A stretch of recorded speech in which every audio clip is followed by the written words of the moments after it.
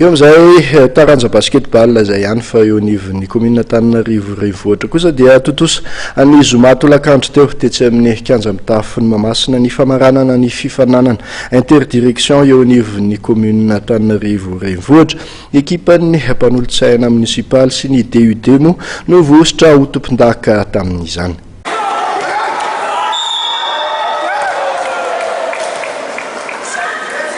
Rehefa nanomboka ny volana janoary lasa teo dia niditra tamin'ny famaranana ny zoma tolakandro teo tetsy amin'ny kianja mitafy ny Mahamasina ny fifananana basket interdirection eo anivon'ny commune Antananarivo renivohitra.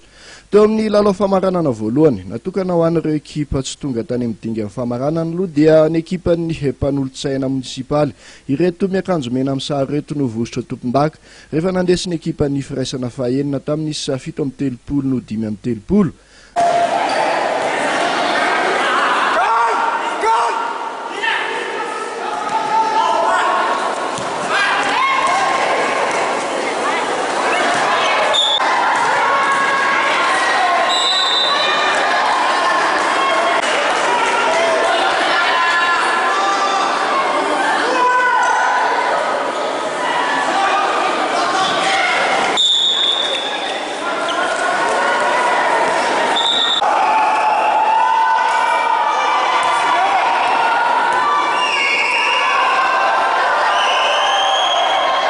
Narak'izay ho an'ny famaranana goavana dia ny ekipan'ny DUD reto miakanjo manga reto zany hoe ry zareo avy ao amin'ny direction de l'urbanisme et du développement no vosotra tompon-daka rehefa nandesiny ekipan'ny firaisana fahaefatra teo amin'ity famaranana ity.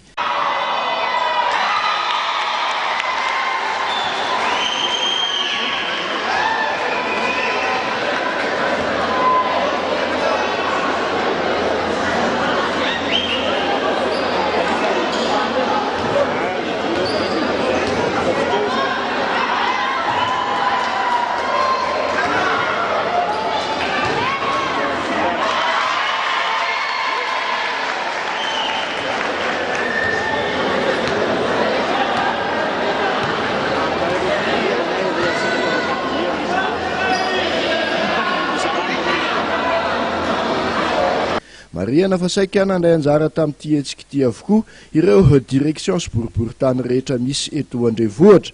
Tonga nanome voninahitra ity lanomanam-pamaranana ity mo ny ben'ny tanàna Lalora Valomanana sy ny mpiara-miasa amin'ny rehetra. Ho azy dia tokony atao matetika ny hetsika tahaka izao hanamafisana ny firaisan-kina eo anivon'ny mpiasan'ny commune.